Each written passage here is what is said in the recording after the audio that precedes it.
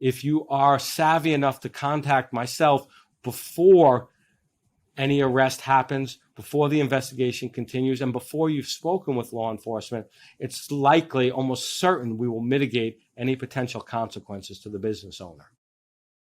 So if you're being investigated for financial crimes, do you know what your rights are? Do you know how to get help? Well, we're going to find out right now on this episode of Ask the Lawyer. Hi again, everybody. I'm Rob Rosenthal with AskTheLawyers.com. My guest is New York City attorney David Cohen. Right off the top, I want to let you know that if you'd like to ask David questions about your situation, it's easy to do. Go to AskTheLawyers.com, click on the button in the upper right-hand corner that says Ask a Lawyer, and it'll walk you right through the very simple process right there.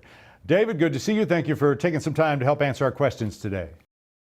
Thank you for having me, Rob. Good to be here. So it seems like we see a lot of stories in the news about financial fraud by business owners, executives, that sort of thing. First of all, just tell us a little bit about your experience handling these types of cases, representing people charged with these crimes. Sure. Well, I first was a prosecutor, and I prosecuted several people, probably close to 100 for financial frauds. I got an idea of what the fraud statutes were, and both how to prosecute them, but also how to get around them, how to work with them. As a defense attorney, I've represented people accused of financial crimes, from identity theft to mortgage fraud, bank fraud, money laundering. We've helped people who have mom and pop businesses, and by those I mean they have one shop under $1 million gross revenue, and we've helped them get out of situations, maybe tax situations, failure to pay a payroll tax. And then we've represented lots of people with, tens of millions of dollars of gross revenue in a year. Those people tend to have situations where they have either workers who they are not supposed to be working in the United States. They have situations where they are money laundering, a lot of them. Oftentimes they have paying people with cash payrolls, trying to avoid payroll tax situations. We've spent a lot of time with what I call the alphabet soup of law enforcement, with the SEC, with FINRA, United States Postal Investigations, the IRS, both civil and criminal investigations, and the FBI.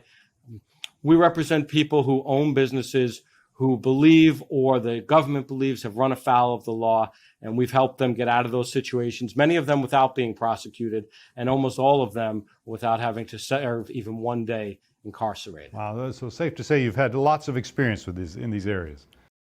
Certainly have. It's one of my favorite types of clients to represent. You're dealing with clients who have already run their own business, who understand the needs and understand how to pivot when necessary, and are usually fairly good at listening to the advice of their attorneys.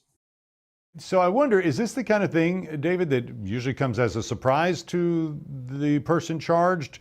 It's out of the blue, or is there usually some warnings that either they ignored or they didn't notice? What is your experience there? That's a great question, because the business owners have come to us under different circumstances, but almost every single one of them have told us there's been some internal warnings and there are external warnings. The internal warnings, they sort of know they're doing stuff that they shouldn't be doing, and they say, okay, just one more time. I'll just do this for one more payroll. I'll do this for one more month. I'll do this for one more year. And then they say, you know what, I shouldn't do it. And then ultimately they get that feeling, they continue the same path, and they start getting investigated and then ultimately charged. So those are the internal things, where maybe an employee got a subpoena and told them about it, told the business owner about it. The business owner ignored what the employee had told them. Those are some signs that the government is looking at you, and you should heed those. But the external warnings, they come as well. And I should say from the outset, there's almost always warnings. It is rare that all of a sudden a business owner gets an indictment and they find them the subject or a defendant in an indictment. You oftentimes will be served with a subpoena for internal records, for your banking records. Maybe your bank was served with a warrant or a subpoena, and they need to provide information to one of the agencies that we discussed. Another very common way that these investigations are initiated is at your place of business, or oftentimes, much to my dismay, at your home. You'll have a law enforcement agent show up, and they might have a subpoena for your electronic records. They might have a subpoena that they want to speak with you and they want to bring you down. If you're a target, it's different than if you're a witness. But the agents tend to show up with a warrant and they say, we are entitled to your electronic equipment, right now you're not being charged with anything. There's no arrest, there's no charges, there's no complaint, there's no indictment.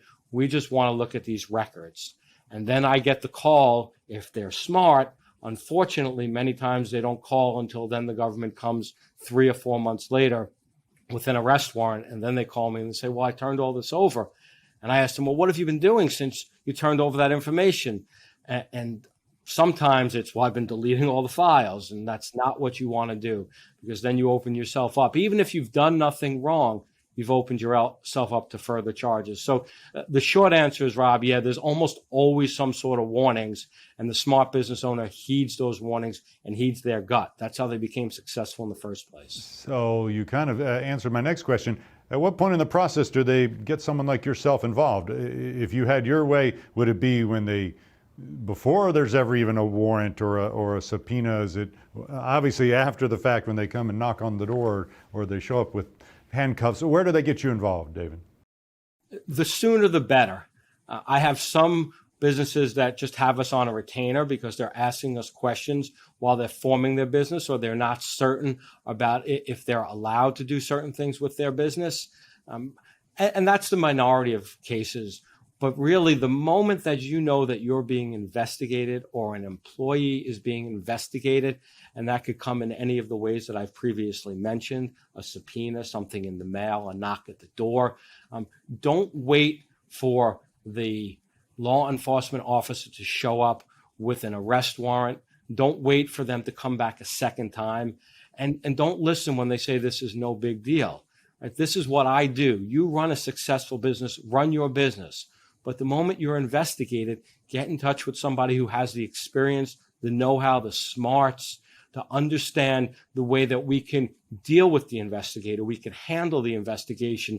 We can write anything that may be wrong with your company. And in those instances, if you are savvy enough to contact myself before any arrest happens, before the investigation continues, and before you've spoken with law enforcement, it's likely, almost certain, we will mitigate any potential consequences to the business owner. David, what if somebody's thinking, the business owner's thinking, I know I'm innocent, I haven't done anything wrong, so it's okay for me to talk to a prosecutor or a federal agent or somebody like that. What's your advice there?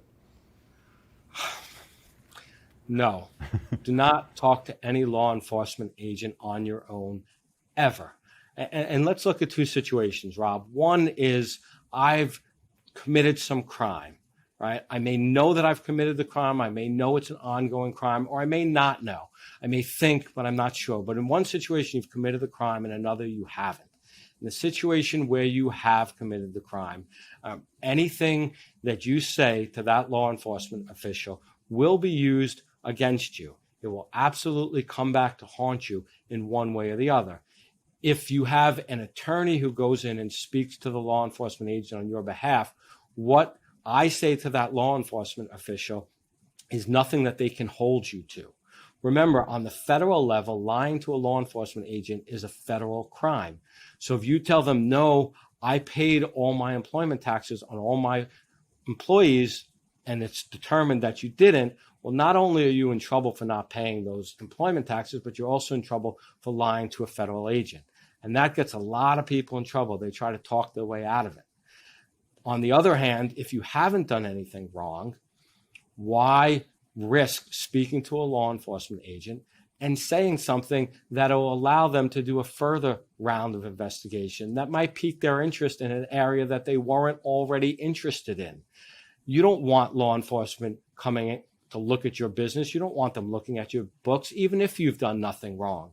To have my firm come in there and act as a buffer, that's what we are. We're a buffer. They can't speak to you. They can't question you. Anything that they have to get or want from you has to come through your attorney. Use that. That's why we have the right to remain silent as part of our constitutional framework, not only in this country, but in individual states. And you want to exercise that right to remain silent by allowing a lawyer to step in on your behalf. Lots of great information, David. It's a fascinating conversation. Thank you for making some time answering our questions. Thank you for having me, Rob. It's always a pleasure. That's going to do it for this episode of Ask the Lawyer. My guest has been New York City attorney David Cohen. I'll remind you, if you'd like to ask David questions about your situation, it's easy to do. Go to AskTheLawyers.com, click the Ask a Lawyer button in the upper right-hand corner, and it'll walk you right through the process. Thanks for watching. I'm Rob Rosenthal with Ask the Lawyers.